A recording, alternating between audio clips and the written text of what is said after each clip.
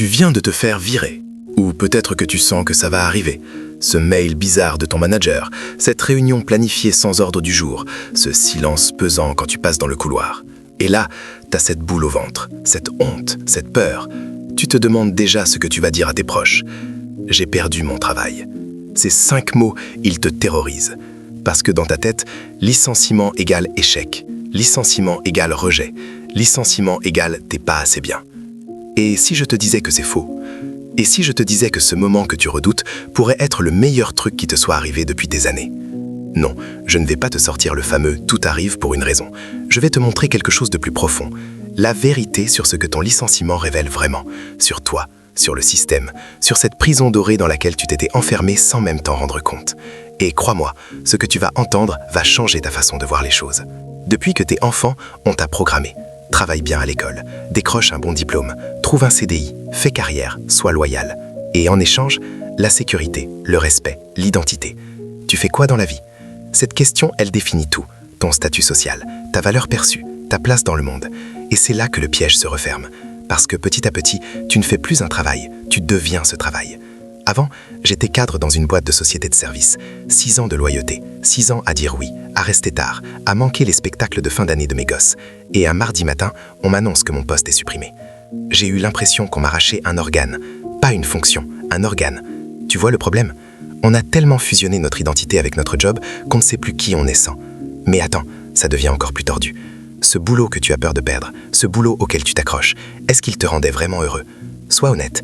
Les dimanches soirs, cette angoisse sourde, ce nœud dans l'estomac, les lundis matins, les réunions interminables où tu te demandes ce que tu fous là, ce collègue passif-agressif, ce manager qui s'attribue tes idées, cette culture d'entreprise toxique déguisée en valeur. Tu supportais tout ça. Pourquoi? Parce que t'avais peur.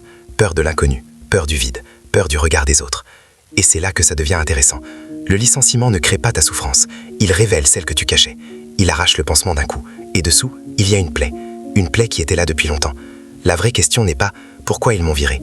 La vraie question c'est « pourquoi j'avais autant besoin de ce job pour me sentir exister ?»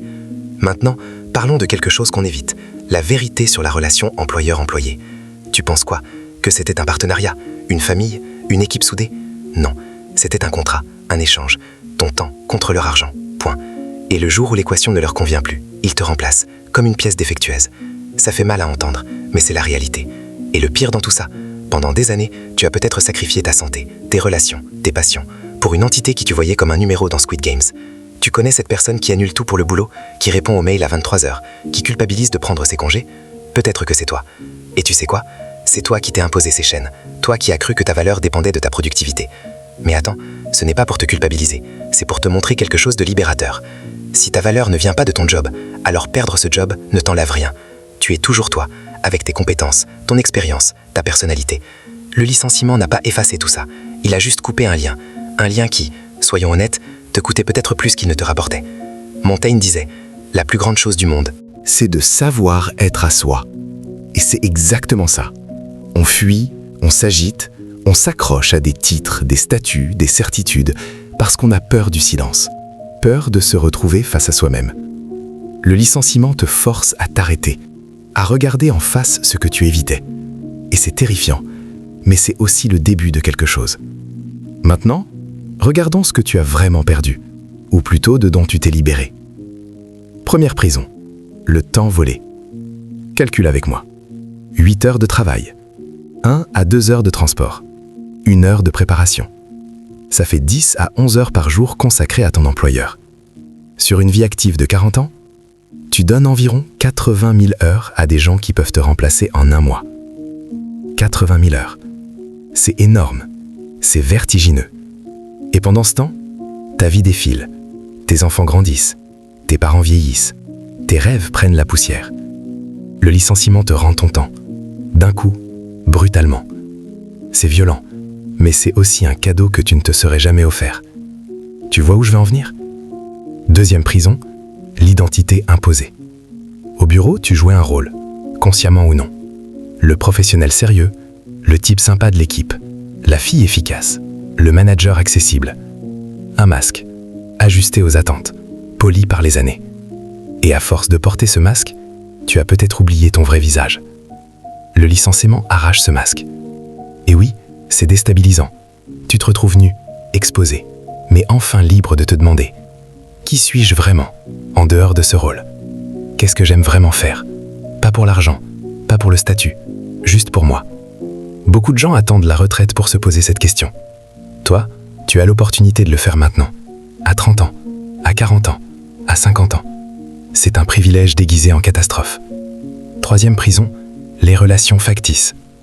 Ton licenciement va agir comme un révélateur, un filtre social impitoyable. Ces collègues avec qui tu déjeunais tous les jours, combien vont prendre de tes nouvelles dans 3 mois ?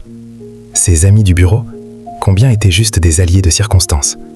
Ça fait mal, vraiment mal, mais c'est une information précieuse. Tu vas découvrir qui t'aimait toi et qui aimait ta fonction.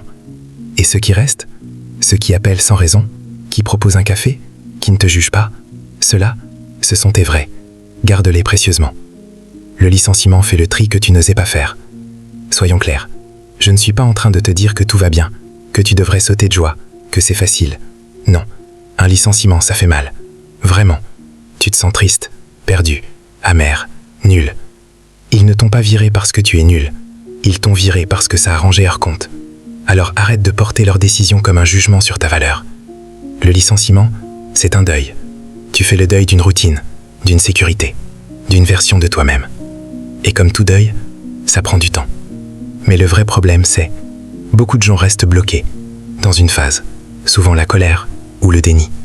Ils ressassent, ils ruminent, ils rejouent la scène en boucle. Si j'avais dit ça, si j'avais fait différemment, c'est injuste. Et cette rancœur les empoisonne, les paralyse, les empêche d'avancer. Tu connais quelqu'un qui, des années après, parle encore de son licenciement avec rage, comme si c'était hier. Cette personne n'a pas fait son deuil. Elle est encore prisonnière d'un bureau qu'elle a quitté depuis longtemps. Ne deviens pas cette personne. Voici la vérité. Ce licenciement n'est ni la catastrophe que tu imagines, ni une libération magique. C'est juste un événement, un point dans ton parcours, pas un jugement sur qui tu es. Dernier point, et c'est peut-être le plus important. Tu avais peur de perdre ton travail parce que tu pensais qu'il te protégeait. Mais voilà la vérité que personne ne t'a dite. Un CDI n'est pas une sécurité. C'est une illusion de sécurité. Tu dépendais d'une seule source de revenus, d'une seule entreprise, d'une seule décision de quelqu'un d'autre. Un mail, une restructuration, une délocalisation, et tout s'effondre. C'est ça la sécurité. Le licenciement te force à diversifier, à développer plusieurs compétences, plusieurs sources, plusieurs options. Et paradoxalement, en perdant ta fausse sécurité, tu peux construire une vraie résilience, pas dépendant d'un employeur, mais de toi. C'est là que ça se complique. Ça demande un changement de mentalité, profond, radical. Passer de « j'attends qu'on me donne » à « je crée ma propre valeur ». C'est effrayant, mais c'est aussi la vraie liberté. Bon, assez de théorie. Comment tu fais concrètement pour rebondir ? Premier réflexe, impose-toi une routine. Le plus dangereux après un licenciement, c'est le vide. Se lever à midi, traîner en pyjama, scroller pendant des heures, c'est le début de la spirale. Même sans travail, structure ta journée. Lever à heure fixe, activité physique, bloc de temps dédié. Ce n'est pas pour être productif, c'est pour garder ton énergie. Deuxième réflexe, fais le bilan. Vraiment. Pas juste ton CV, ton bilan de vie. Qu'est-ce qui te rendait malheureux dans ce job ? Qu'est-ce que tu ne veux plus jamais accepter ? Qu'est-ce qui te fait vibrer ? Prends le temps, tu l'as maintenant. Troisième réflexe, limite l'information aux bonnes personnes. Tu n'as pas besoin d'annoncer ton licenciement à tout le monde, pas au début. Choisis quelques personnes de confiance, celles qui vont t'élever, pas te juger. Les autres, ils n'ont pas besoin de savoir, pas maintenant. Quatrième réflexe, apprends quelque chose de nouveau. Un cours en ligne, un livre, une compétence, pas forcément lié à ta carrière, juste quelque chose qui te stimule. Ça maintient ton cerveau actif et ça te rappelle que tu es capable de progresser, toujours. Cinquième réflexe, accepte l'aide. Tu vas avoir des moments de creux, c'est normal. N'hésite pas à consulter un coach, un ami. Demander de l'aide n'est pas un signe de faiblesse, c'est un signe d'intelligence. Et maintenant, je vais te poser une question. Si tu regardes cette vidéo, c'est que le sujet te parle, d'une façon ou d'une autre. Peut-être que tu viens de te faire licencier, peut-être que tu sens que ça va arriver, peut-être que tu as juste peur que ça t'arrive un jour, ou peut-être que tu es toujours dans ce job qui t'épuise, mais que tu n'oses pas partir. Et si c'était ça, le vrai sujet ? Combien de personnes restent dans des situations qui les détruisent à petit feu, par peur, par confort, par habitude ? Combien attendent qu'on les vire pour enfin bouger ? Le licenciement, parfois, c'est l'univers qui te dit « Puisque tu n'oses pas sauter, je te pousse ». Brutal, mais efficace. Alors je te pose la question, est-ce que tu attends qu'on te libère ? Ou est-ce que tu vas te libérer toi-même ? Est-ce que tu vas continuer à troquer ton temps, ton énergie, ta santé mentale, pour une sécurité qui n'existe pas ? Où est-ce que tu vas enfin prendre le contrôle? Le licenciement n'est pas une fin, c'est un signal, un réveil brutal mais nécessaire. La question c'est, qu'est-ce que tu vas en faire? Pour résumer, un licenciement c'est douloureux, c'est déstabilisant, c'est effrayant. Mais ce n'est pas ce que tu crois, ce n'est pas une preuve de ton échec. C'est la fin d'un chapitre, un chapitre que tu n'aurais peut-être jamais eu le courage de fermer toi-même. Tu viens de récupérer ton temps, ton identité, ta liberté de choix.